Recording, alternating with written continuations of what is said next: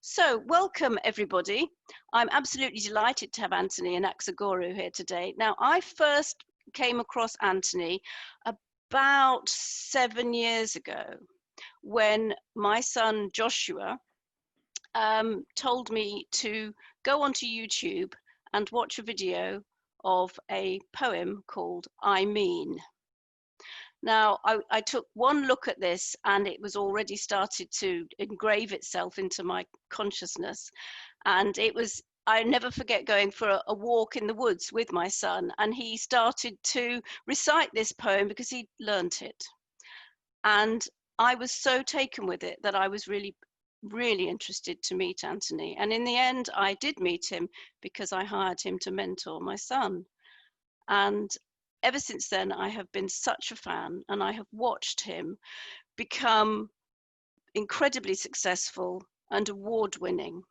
So just to give those of you who don't know him a little roundup of who he is, he's a British-born Cypriot poet, fiction writer, essayist, publisher and poetry educator, and he runs some events in London from the South Bank Centre when we're not on lockdown called Outspoken, and these events have now gone online, and I was able to go to one of those myself recently. Also, more recently, Anthony has been teaching many workshops online, and some of us who are here today have been attending those, and it has been life-changing.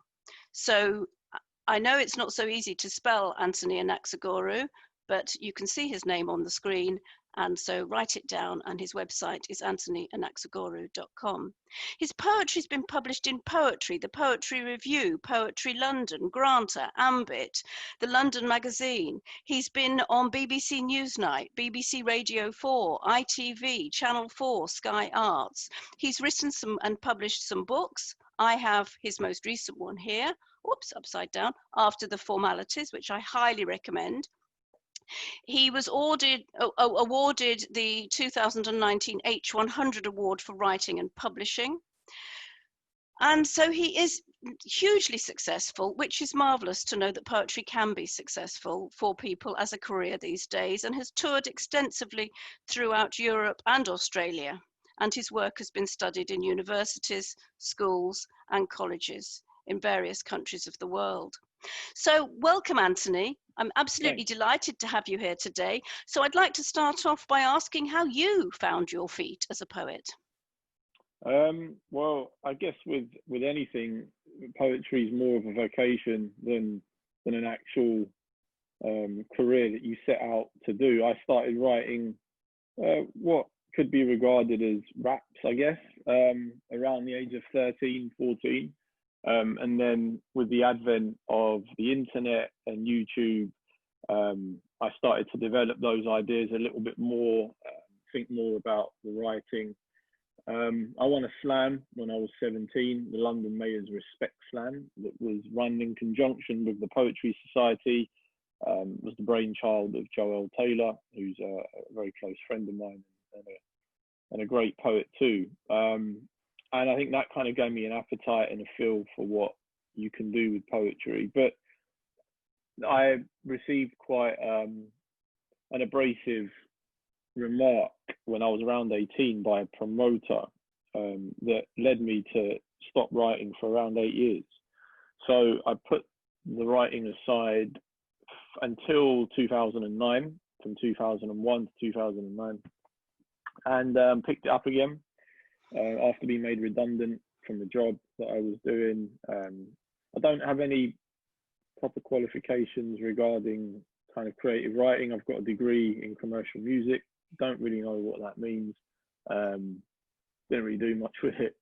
So yeah, everything has been kind of autodidactic in the sense of me reading, learning, talking with other poets, and kind of learning informally as opposed to like learning informally around the frameworks of an institution. And that's basically it. I've kind of just had ideas. Some have worked, some haven't. I've written some books, some poems, some good ones, some bad ones, and that's kind of it. I'm still working on stuff. I've got a book coming out in September called How to Write It with Murky, Penguin, Random House. that's basically what I've just said, but in 30,000 words rather than 2-3 minutes. And yeah, there's some writing prompts in there. There's some ways of thinking about language and poetry, some memoir, some of my experiences at school. Being in all the bottom sets was quite difficult, and what that does to your perception and your outlook later on down the line, and your self-regard too. So yeah, that's kind of it really in a nutshell. And you've turned it into a career, and you're making a living at it. Yeah, I guess it's like one of those things where you just keep doing something, and then, you know, for the first few years, no one pays you to do what you enjoy doing. And then you get to a point where you're still doing what you enjoy doing, but now people just start paying you for it. And I think that's the difference, is that you have sponsorship through gigs, grants, workshop facilitation, things like this. But it really, I mean, I've just been plugging away in the way that I have been since the beginning. Nothing's really changed, like my work ethic, the kind of seriousness that I take art and poetry, I guess, has always been there. And there's, obviously, as you get older, you mature, you understand things more clearly. So yeah, I guess that's kind of it. And like I say, I'm very much interested in this idea of creating spaces for other people whilst also working on yourself. I kind of like the idea of community and platform, and being someone who can, you know, set up things for others to come and read it. It's always been quite integral to my philosophy of working within the artistic communities, arts and culture industry.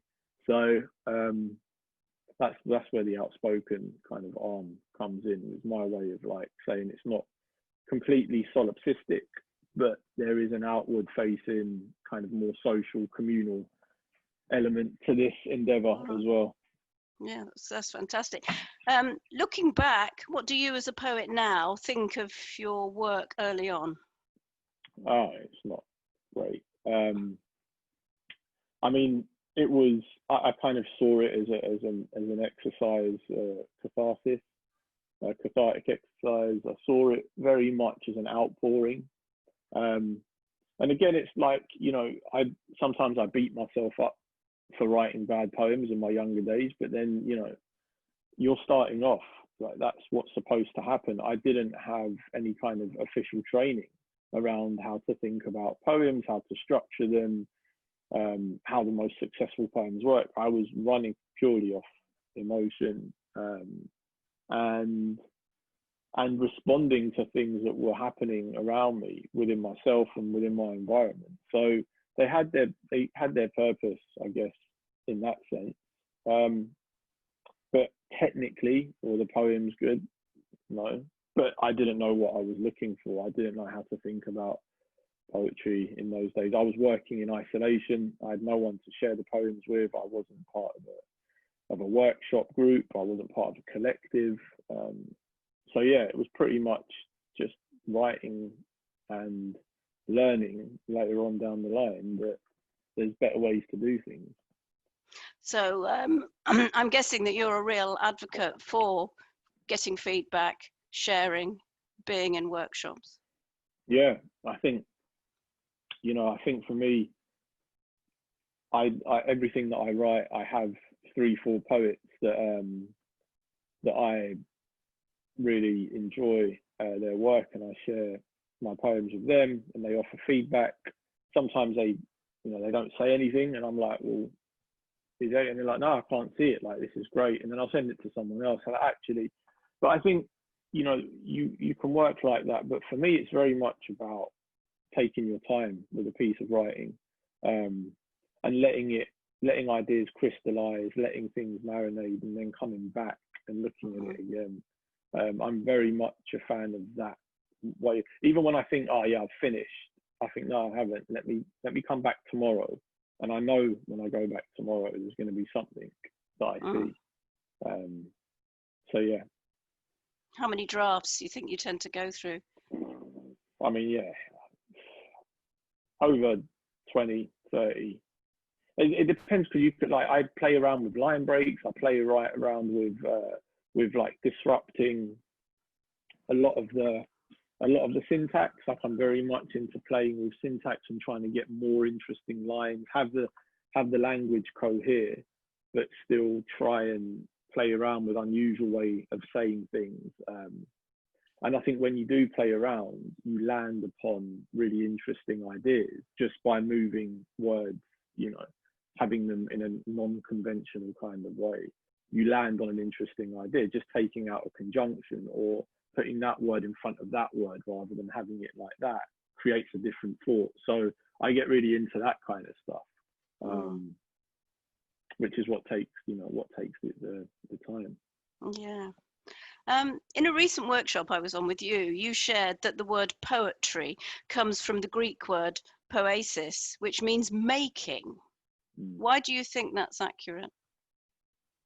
Because poem is something you make. I think with art, you know, you make a painting, you make a piece of dance, you make a film, like you make a drawing. Like, it's something that if you weren't alive, this would never have existed without you. So it's something that you make. You make food. You know, again, if you weren't there, the food wouldn't happen. So I kind of feel that it's a very accurate way of talking about poetry. And I know a lot of the American poets, when I've done workshops with them, they always refer to a poem as something you make as opposed to something you write, which I really like the idea of.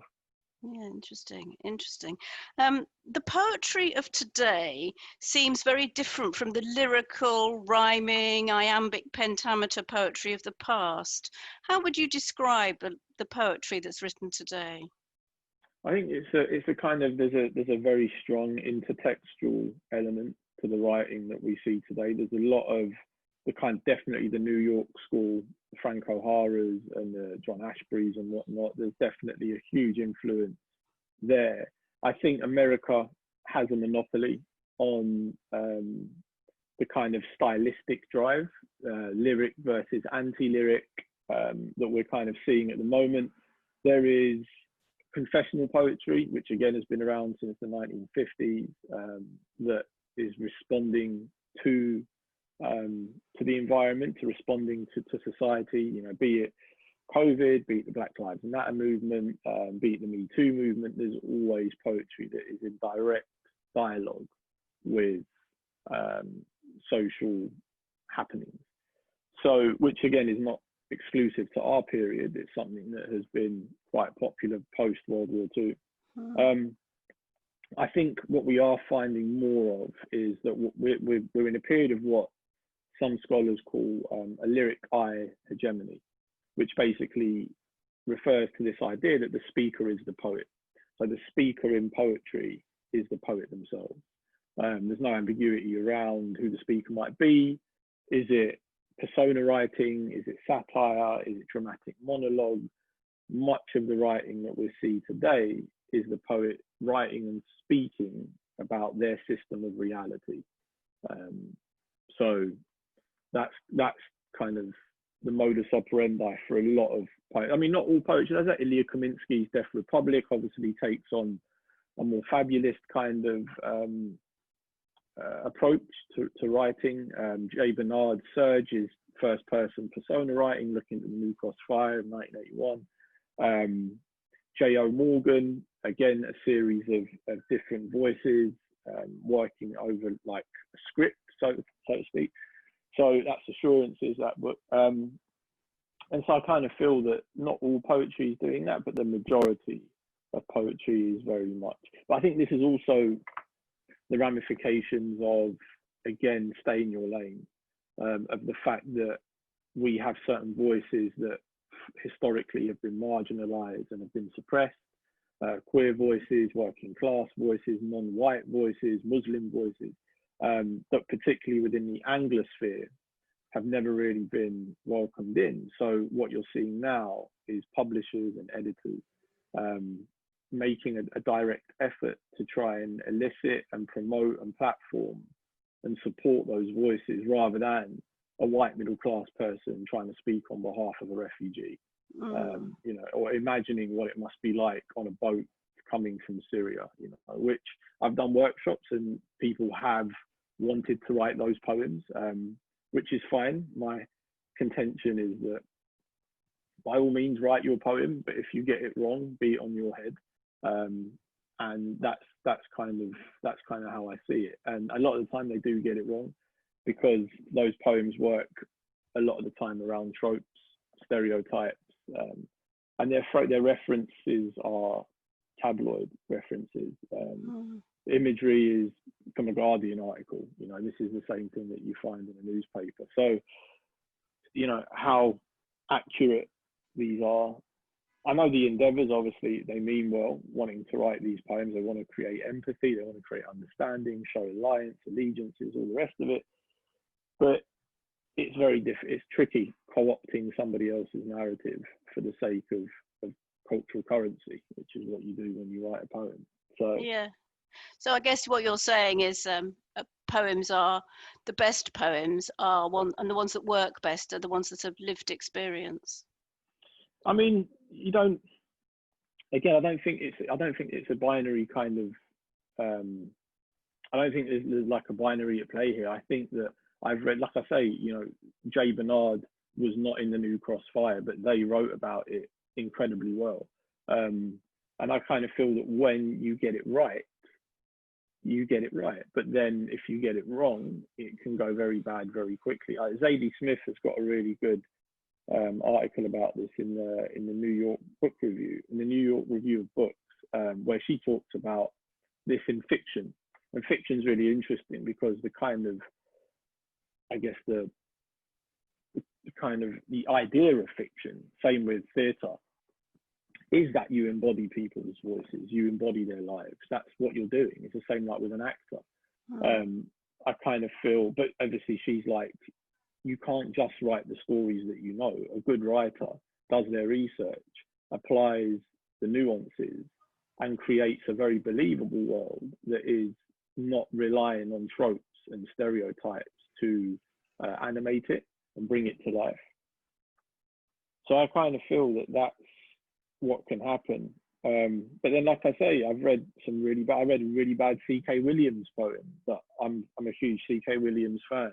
In fact, I've got his book here, and I read a terrible, terrible racist poem that he wrote towards the end of his life in his 80s, called "The Singing." And I put it up on my Twitter, and I was like, "This is what happens when poets are out of touch with the world that they're trying to write about. They get it wrong." Yeah, interesting. Do you think there's still a room today for the more old-fashioned poetry? Is anybody still writing it? Not that I know of. It's not, publishers aren't really interested. Again, it's like, it's, you know, we want to move forward, and we want to invent. An invention doesn't happen by looking back. It happens by going forward. And I think with a lot of poets who might, you know, have grown up in a time where the rhyming couplet was, you know, a thing to do, the sonnets and things like this, they might think, you know, this is my idea of what a poem is. Fine, write those things. But I don't think there's much room on the big stages for those kind of poems, because they've been done 100 times before. You know, it's not. It's like having a cookery show, and saying, right, today we're gonna be doing, you know, beans on toast. Stand by, you know, and then expecting the whole nation to come round to watch beans on toast. It's like, so, yeah, I feel that it's important to move forward rather than look back. Yeah, I see. That's interesting. You've done a lot of work teaching in prisons, which fascinates me. Where do you typically get people in a prison context to start? Well, I kind of use, as we said before, like I don't make distinctions between people that are in prison to people that are, you know, doing a Saturday afternoon masterclass with me. I kind of regard everyone is the same when it comes to ability. Obviously, there are some prisoners who, I mean, my thing is that prisoners are people, and they're just people that come from very unfortunate backgrounds, and those backgrounds have led to them doing bad things that have resulted in them being in prison. That doesn't necessarily impact their intellectual or creative faculty in any way. So, you know, I apply the same lesson plans to prisoners as what I do with adults outside of prison. The only thing that I do is, obviously some have very low literacy skills because they might have left school very early, or they just might have not come from families where reading was encouraged. So sometimes we have to go back to what a noun is, what an adjective is, and we look at those things. But for me, what's more important than looking at the technical aspect of poetry is taking a real life experience, taking a thought, a mood, an emotion, an event, and finding an interesting way to go into that. And open it up and see what we can find. So poetry for me is really a way of thinking. As I've said before, it's not necessarily the words that you use, it's the words, it's the thoughts that those words make. So that's, and again, you can only make those thoughts if you have a particular relationship with language, which is why a lawyer who has incredibly complex relationships with words and language is not necessarily going to make a good poet, because they think about language in a different way. The example I always give is that lawyers are very much concerned with language, precision, whereas poets think more about language possibility. And that's how you distinguish between the two. Same with politicians. You know, politicians, they need to be precise with, well, whether they are or they're not is a different thing, but I guess they want to be precise, and that's kind of how I see it. A lot of people think that writing poetry is quite scary. And so continuing on from what we were just talking about, what do you think is the least scary way to get people starting to write?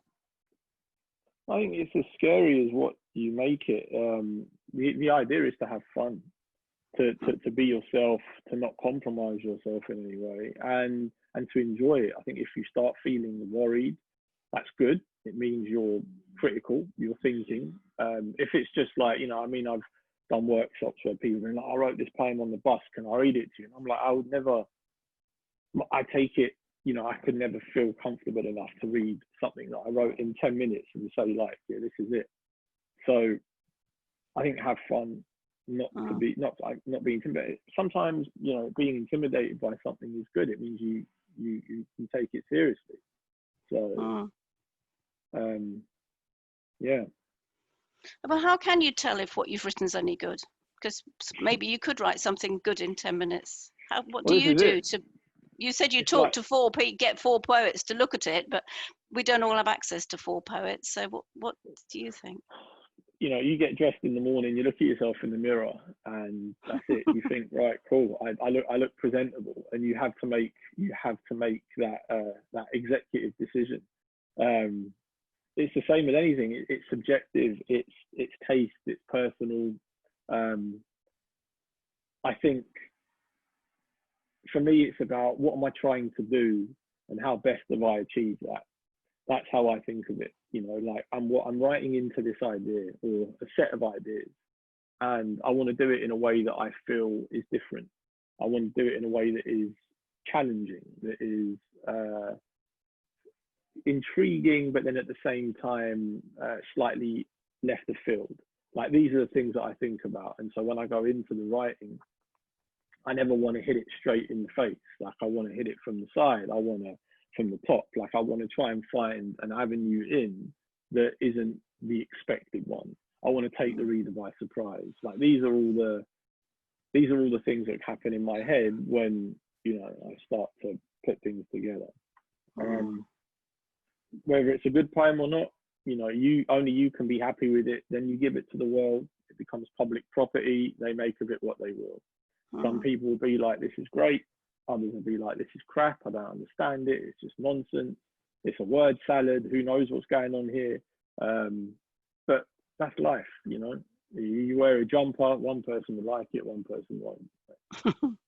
So I kind of feel that you can beat yourself up and put so much put so much emphasis on what other people will make of your work. And I've done that. I've done it for a long time, and it's exhausting because it's far more beneficial to get to the end of a writing project and be like, you know what, my book didn't win those awards, or it never got reviewed in that newspaper, but I still wrote the book that I wanted to write. And that's more important than saying, oh yes, 3 judges who've got a whole load of, there's a whole load of things going on when books are judged. It's never just about the work itself. Liked what I did. So I was speaking with Rachel Allen the other day, and she's published with Faber, but she also she's the editor at Granta, and her book didn't win any prizes last year. It didn't get shortlisted for anything. And she said, people keep saying to me, your book, it didn't do well. And she was, what are you talking about? Like, I wrote a good book. I'm not going to have it be defined by a set of judges or by, one reviewer who works for a broadsheet. Like, it's bigger than that. And the book will still reach readers irrespective of what it does on the prize circuit. And it's not a racehorse. Like, you don't write a book to do that, like to be in competition with another book. You write a book to be in conversation with books. So it's in dialogue rather than competing against. And it's a very capitalist way of thinking about literature, or, commodity, and the value systems that we put on it that empower judges rather than readers, because then the readers will look to the judges and be like, right, whatever your tastes are, I'm just going to follow suit, rather than the readers going out, exploring what's available, what's been published that year, and coming to their own decisions. They rely on reviews and shortlists and whatever else to come to decisions, which, I think it's quite a perverse way of doing it, to be honest. And I judge things. I've been shortlisted for things. I've won things. I've lost things. So, yeah. But so it's interesting that you say that, because for me, I would have thought that one way to test out whether my poem was any good would be to perform it and see what the audience says. Well, you've done a lot of slam and performance poetry. So what impact has that had on your writing? Well, again, performance is very ephemeral. It's of the moment. Like, it can only ever be of that moment. You can read the same poem throughout the year to 7 different groups of people and have 7 different responses. So it's not really like a strong kind of barometer to test whether your poem is any good or not. I'm at the stage that I'm at in my life. I've been gigging for nearly 10 years. It doesn't interest me in the way that it did when I first started. I don't really feel like I want standing ovations and big rapturous applauses. I'd kind of prefer my poem to be working harder on the page, and for people who are internalizing it to be, getting different things from it. That's what interests me now. I know how to write performance pieces. I know how to manipulate audiences to get them to cry, get them to laugh, get them to think. I feel that I can do that. There's things that I don't know how to do yet that I'm working on the page that are where my kind of interests lie. So yeah, that's kind of it. And like I say, poems can be quiet. They don't have to be big, loud, like marching bands. They can be small, intricate, complex little machines that are just doing a lot of things in like 7 lines. So, again, it's this, we like to put things in this like false binary, either or. It doesn't, like, it can be all of those things. And that's the beauty of it, is that we are all of those things. We're never just one or the other. So, and as people grow, they mature, they, get excited by different things. And I think that's very natural. It's part of the process of being a writer is, and if you didn't, that would be quite worrying. Yeah. If you spent 25, 30 years writing the same thing in the same way, I'd be like, where's the growth? Where's the curiosity? Where's the intrigue? Where's the risk? Yeah, interesting.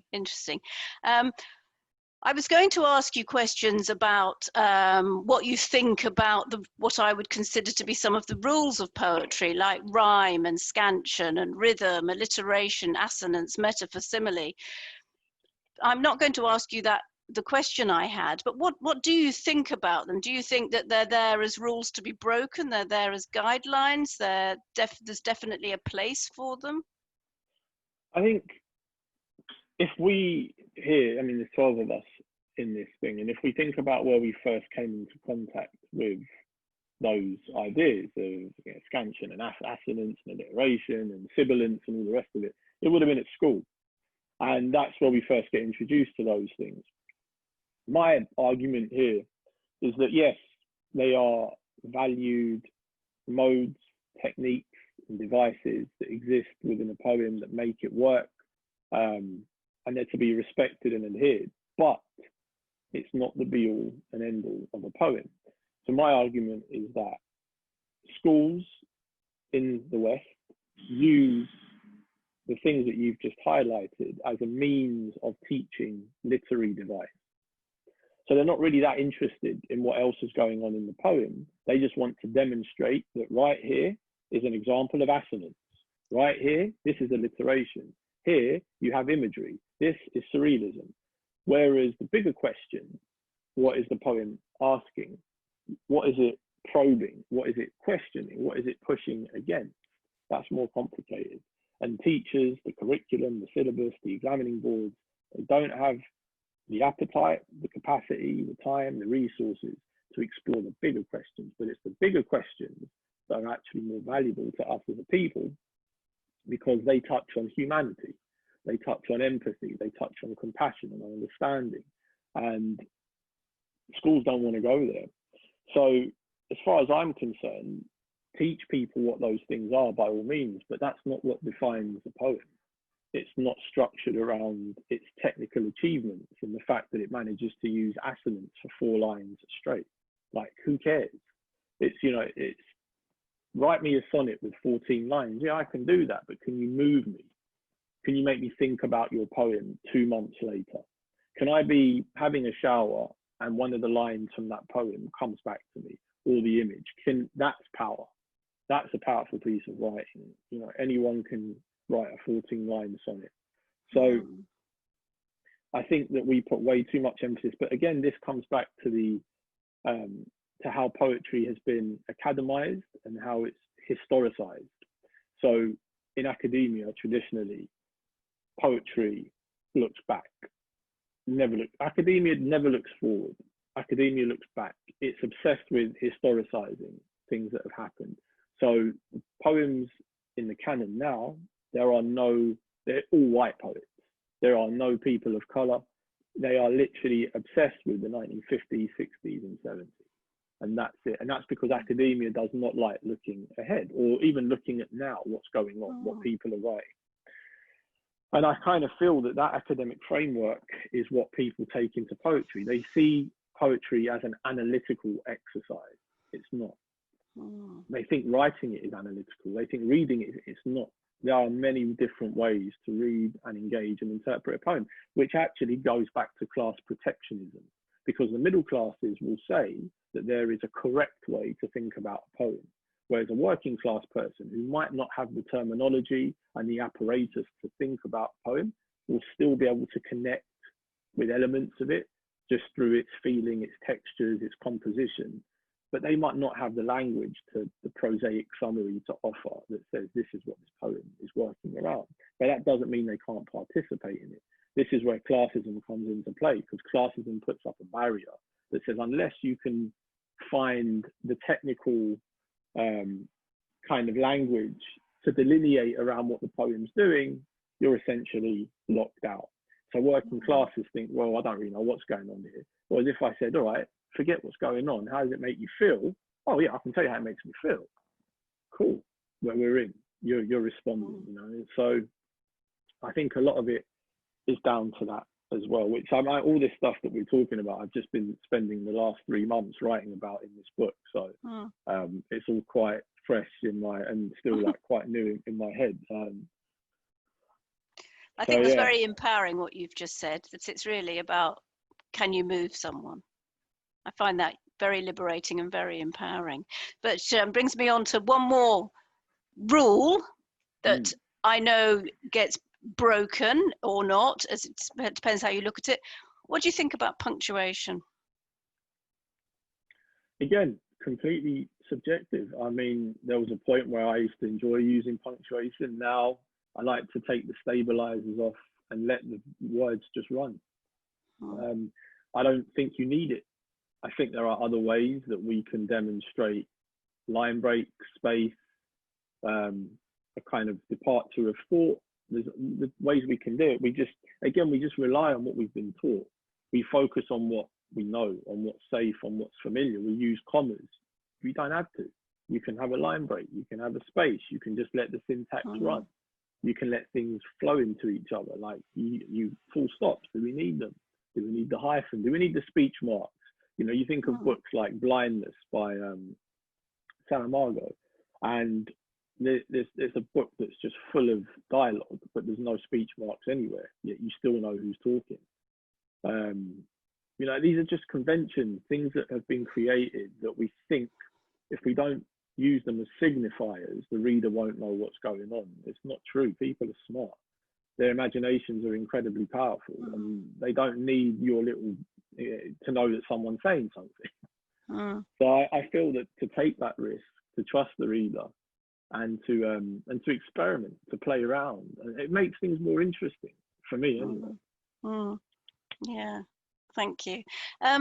If you were to recommend 3 books for somebody who you want to engage with today's poetry, which would those books be? And I'll try and write them in the chat box. I would definitely say Dunn Smith's books. How do you spell that?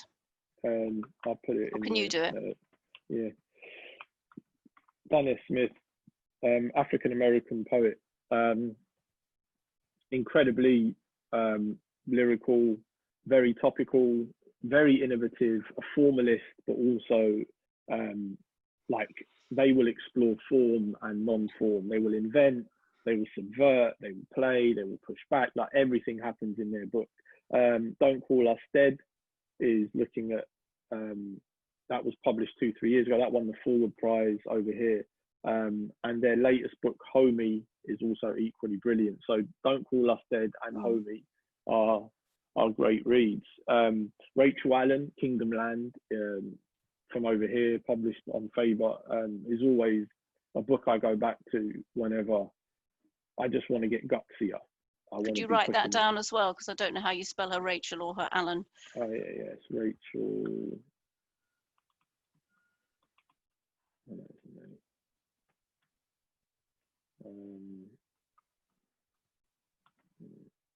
And it's Kingdom Land.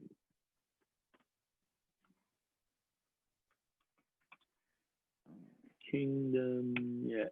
And thank you. And the other one is Nick McCullough's Kingdom of Gravity.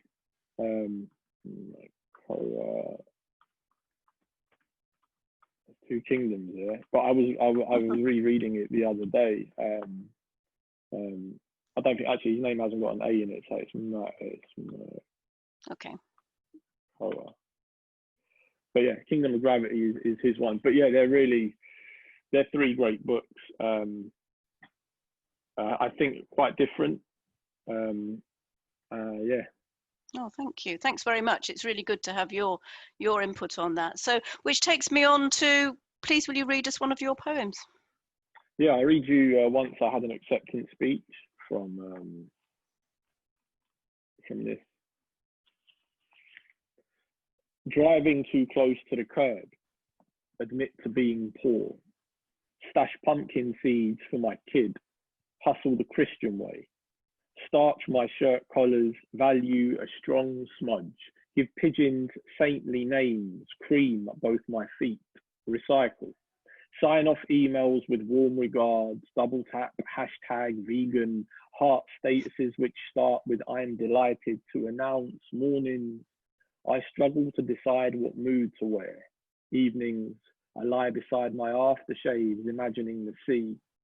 I should really have it by now, a Dyson, Panasonic bread maker, a photo by the piano of a slum tour. I need the spirit of a full moon party rather than the charisma of a shed. They honk when I slow. I swear with my eyes, think of real blood. Sunday comes. Dad asks, what's the plan? I knit him the only winning scratch card. I leave a candle on for destiny. Once I had an acceptance speech written. Soon a staircase will rise to defeat us all. The roads have moved. When I get in, I'll sit in the shower and say it's a bath. Double tap an ultrasound pic. Sip railroad water. Notification. Zank 1 started following you. Check my speed. Slap on another Barry Manilow playlist. Keep my grays in the dashboard. Wonder what the guy who put a gun to my little brother's head is doing for New Year's. Wonder if my neighbor made it through. Up ahead, a badger's hit beside a boulder. Its glare, a wooden egg I slow for. Wow. Wow, you took me on such a journey with that one. Thank you. And as I've got the book, I shall reread it as soon as we've finished today.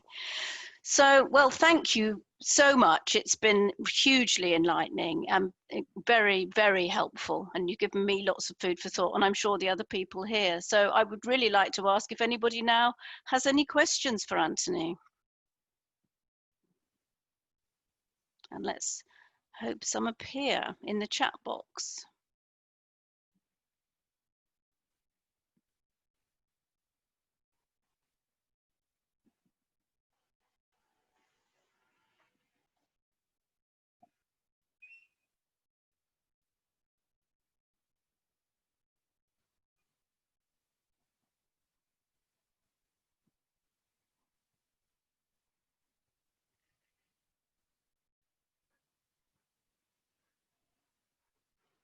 Okay, so Christine's asked that growing up, what awareness, views or judgments did you have of poetry? Any exposure to it? Was it song or storytelling? It wasn't, I didn't come from a bookish family. Nobody really read. Poetry wasn't a thing anyone spoke about or thought about or concerned themselves with. It was, my entry was through music. So rap and folk, which were the two things that were playing a lot in my house, both, you know, predicated heavily on lyricism and language. And yeah, I just kind of naturally fell into it, I think. But yeah, there wasn't really much of an impetus at home to follow, which in a way is kind of nice because you're just left to your own device to kind of discover something and grow with it and think about it. But I've always been fascinated by the way words work since a kid. English is my second language. I couldn't speak English till I was 5. Spoke Cypriot Greek for the first 4 years of my life, and then I picked up English, from 5 onwards. So yeah, it was an interesting trajectory into that. And but I also do think that not reading as a child definitely does something to your relationship with language later on. Like I see people that come from like maybe more middle class families that their parents encourage them early on to read. And, you know, just the way that they put things together, there is a fluidity in that language. Whereas I think that for writers who might not necessarily have had that introduction, irrespective of class, like I know a lot of working class writers who were very much bookish children, they have a strong relationship. But I felt that I was playing catch up for a lot of my kind of early 20s. Thank you. Well, Christine's asked if you write in Cypriot Greek. No, I mean, it's not. I mean, again, Cypriot, it's one of these things. Cypriot Greek is thought of as a dialect. There's linguists and academics at the moment working at the University of Westminster that are trying to have Cypriot Greek recognised as its own unique text, and they're trying to create text around it, around the words. But at the moment, it's just it's oral, so it's not written down. The written down will just be Greek. So in Cyprus, there'll be Greek or Turkish, depending on whether you're Greek Cypriot or Turkish Cypriot. But yeah, the way that we speak is, the dialect is very much different from what's written. And And there's a yes, class, there's a John. huge class in it. How important in your poetry is rhyme and consistent structure? Rhyme, I don't rhyme anything. There is definitely rhythm. I think that poetry has a metric to it. There's definitely a musicality to the way in which language works that I'm very conscious of. I think of quite a lot. That poem is very percussive, like it's quite musical. And it, obviously, as you start getting into the pattern of the poem, the syntax, it feels like there's rhyme. Like I've had people say to me before, like, "Oh, I love the way your poems rhyme," and I'm like, "There's nothing that rhymes." And I bet it feels that it does. I'm like, "Yeah, but you're conflating rhythm with rhyme. They're not the same thing." So yeah, that is really important to me, and structure as well. Structure for me demonstrates control of language, the economy, being able to use things, position words in an interesting way. But poems also have like a physical side to them. So when you see poems on a page, there's a physicality there that again is inferring and suggesting. So, you know, they have to have the physical element as well as the kind of intellectual or theoretical side to them too. Do you read a lot of books? Yeah, I do. I read constantly. To be honest, I read throughout the day. If I'm not writing, I'm usually reading. We usually read 3-4 books at a time, usually a poetry collection, some non-fiction, and some fiction. So yeah, I do a lot of reading. How do you go about turning a body of work into a collection? Well, you work with a mentor, an editor, and you try and collate the poems that you have and find the theme, the subject that they're working into, they're writing into or working around. And then you approach publishers to see who's interested in publishing you. My advice is, I mean, I've done workshops on this before, is to begin with a pamphlet and then work your way into a full collection later on. So yeah, I think that's kind of it. But you know, it's the same with any book. Once you've got a manuscript, making that, developing that, some people think, oh, I'll finish, but you show it to someone else and they'll be like, actually, there's a lot more in here that you can explore. So when you say pamphlet, what exactly do you mean? I'll show you. A pamphlet looks like,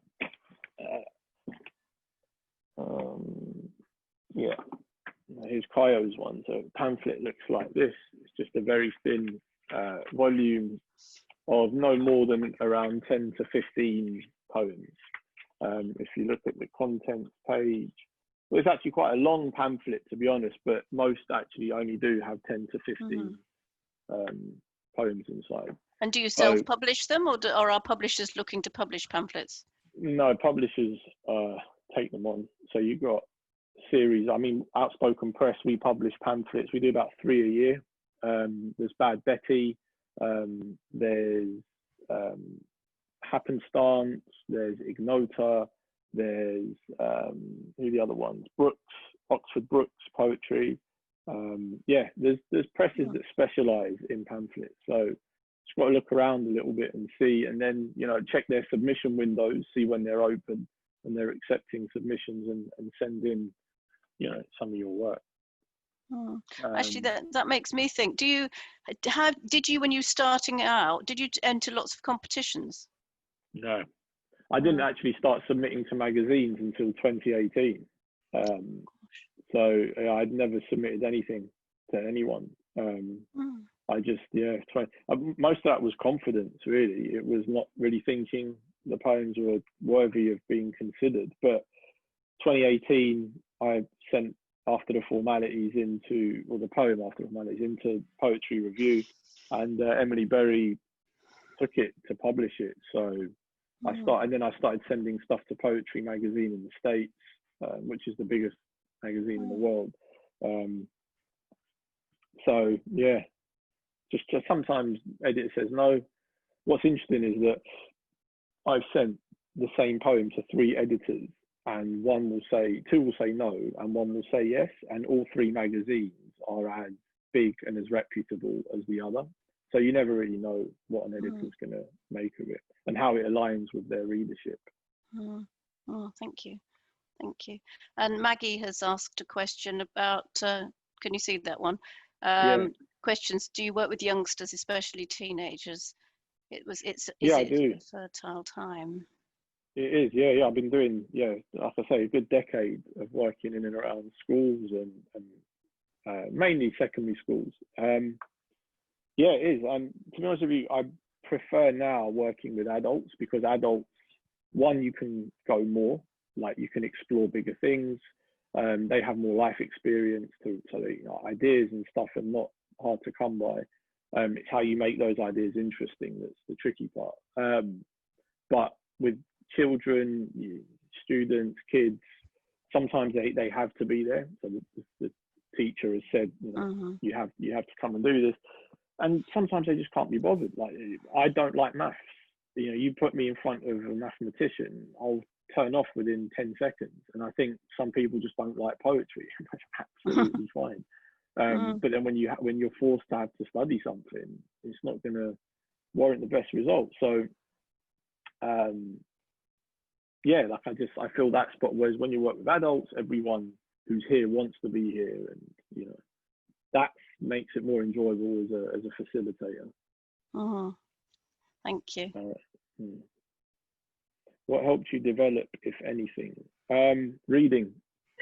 Reading has been my main staple when it comes to like development and progression.